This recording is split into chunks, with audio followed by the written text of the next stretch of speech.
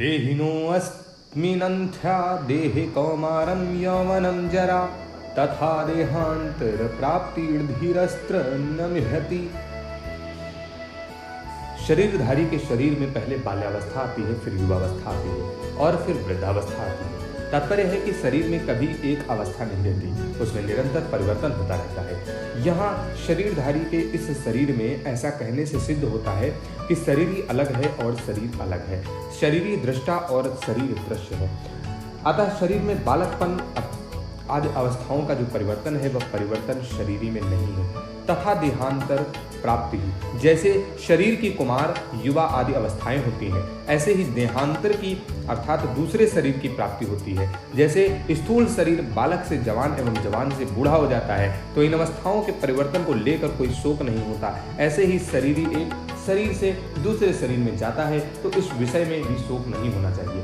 जैसे स्थूल शरीर के रहते रहते कुमार युवा आदि अवस्थाएं होती हैं, ऐसे ही सूक्ष्म और कारण शरीर के रहते रहते देहांतर की प्राप्ति होती है। अर्थात जैसे जैसे बालकपन जवानी आदि स्थूल शरीर की अवस्थाएं हैं, ऐसे देहांतर की प्राप्ति मृत्यु के बाद दूसरा शरीर धारण करना सूक्ष्म और कारण शरीर की अवस्था है। स्थूल शरीर के रहते रहते कुमार आदि अवस्थाओं का परिवर्तन होता है, ये तो स्थूल दृष्टि में है। सूक्ष्म दृष्टि से देखा जाए तो अवस्थाओं की तरह स्थूल शरीर में भी परिवर्तन होता रहता है। बाल्यावस्था में जो शरीर था वह युवावस्था में नहीं है। वास्तव में ऐसा कोई भी क्षण नहीं है जिस क्षण में स्थूल शरीर का परिवर्तन न होता हो।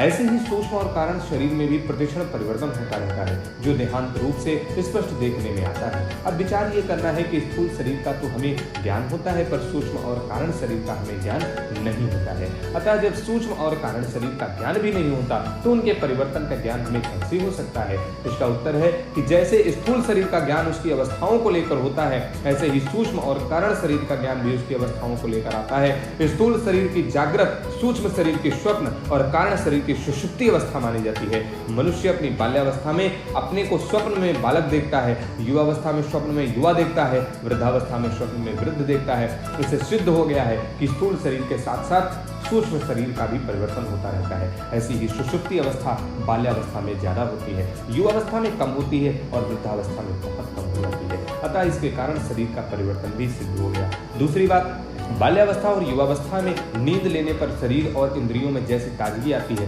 वैसी ताजगी वृद्धावस्था में नींद लेने पर नहीं आती। अर्थात वृद्धावस्था में बाल्य और युवावस्था जैसे विश्राम नहीं मिलता। इस रीति से भी कारण शरीर का परिवर्तन सिद्ध होता है।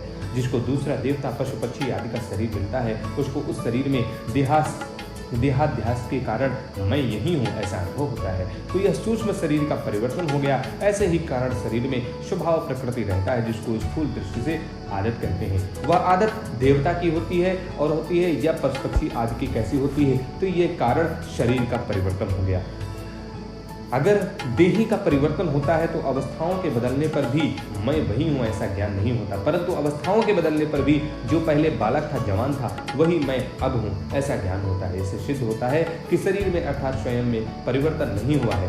यहाँ एक शंका हो सकती है कि स्थूल शरीर की अवस्था में बदलने के रूप से ज्ञान होता है, पर शरीर अंतर की प्राप्ति होने पर पहले शरीर का ज्ञान क्यों नहीं होता? पूर्व शरीर का ज्ञान न होने में कारण है कि मृत्यु और जन्म के समय बहुत ज्यादा कष्ट होता है। उस कष्ट के कारण बुद्धि में पूर्व जन्म की स्मृति नहीं रहती। जैसे लकवा मार जाने पर अधिक वृद्धावस्था होने में बुद्धि में पहले जैसा ज्ञान नहीं रहता, ऐसे ही मृत्यु काल में तथा जन्म काल में बहुत बड़ा धक्का लगने पर पूर्व जन्म का ज्ञान नहीं रहता। परंतु जिसकी मृत्यु में ऐसा कष्ट नहीं होता, अर्थात शरीर की अवस्थांतर की प्राप्ति तरह अनायास की देहांतर की प्राप्ति हो जाती है, उसकी बुद्धि में पूर्व जन्म की स्मृति रह सकती है।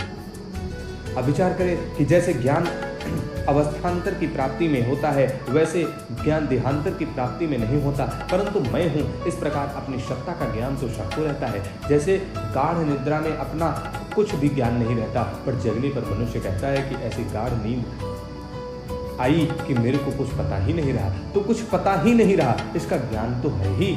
सोने से पहले मैं जो था वही मैं जगने के बाद हूँ, तो सुषुप्ति के समय भी मैं वही था। इस प्रकार अपनी सत्ता का ज्ञान अखंड रूप से निरंतर रहता है। अपनी सत्ता के अभाव का ज्ञान कभी किसी को नहीं होता। शरीरधारी की सत्ता का सद्भाव अखंड रूप से रहता है, तभी तो मुक्ति होती है और मुक्त अवस्था में वह रहता है। हाँ, जीवन मुक्त अवस्था में उसको शरीरांतरों का ज्ञान भले ही ना हो, पर मैं तीनों शरीरों से अलग हूँ ऐसा अनुभव होता ही है। धीर स्त्रिंदम निहति। धीर वही है जिसकी सत असत का बोध हो गया हो। ऐसा धीर मनुष्य उस विषय में कभी मोहित नहीं होता, उसको कभी संदेह नहीं होता। इसका अर्थ यह नहीं कि उस धीर मनुष्य को देहांतर की प्राप्ति होती है। ऊंच नीच योनि में जन्म होने का कारण गुणों का संग है और गुणों से संबंध विच्छेद होने पर धीर मनुष्य की देहांतर की प्राप्ति हो ही नहीं सकती। यहाँ तत्पद का अर्थ है देहांतर प्राप्ति के विषय में नहीं है, प्रत्युत देह देही के विषय में है। तात्पर्य है कि देह क्या है, देही क्या है, परिवर्तनशील क्या है, अपरिवर्तनशील क्या है, अनित्य क्या है, नित्य क्या है, सत्य क्या है, सत्य क्या है, विकारी क्या है, विकारी क्या है,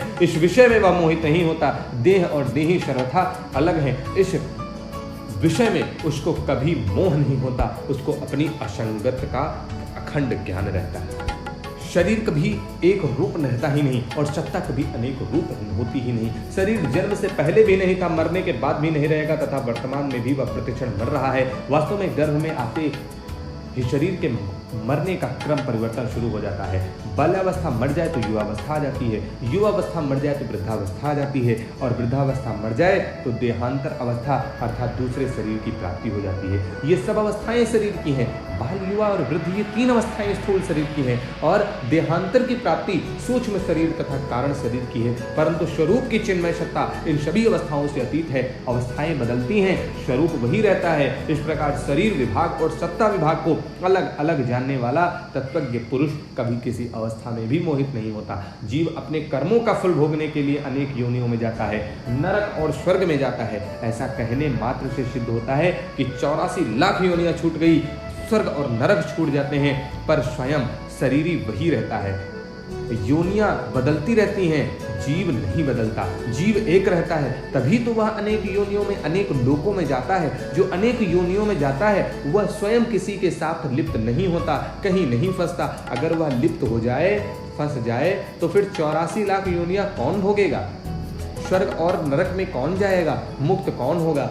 जन्मना और मरना हमारा धर्म नहीं है, प्रत्युत शरीर का धर्म है। हमारी आयु आदि अनादि और अनंत है, जिसके अंतर्गत अनेक शरीर उत्पन्न होते हैं और मरते हैं। जैसे हम अनेक वस्त्र बदलते रहते हैं, पर वस्त्र बदलने पर हम नहीं बदलते, प्रत्युत वे के वे ही रहते हैं। गीता दूसरे अध्याय का 22वां श्लोक होगा।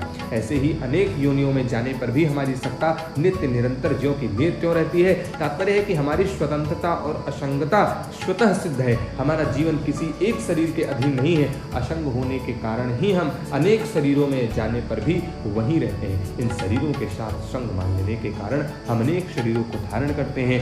माना हुआ संग तो टिकता नहीं, पर हम नया संग पकड़ लेते हैं। अगर नया संग ना पकड़े तो मुक्ति स्वाधीनता स्वतः सिद्ध है। अनित्य वस्तु शरीर आदि को लेकर जो शोक होता है उसकी निवृत्ति के लिए कहते हैं।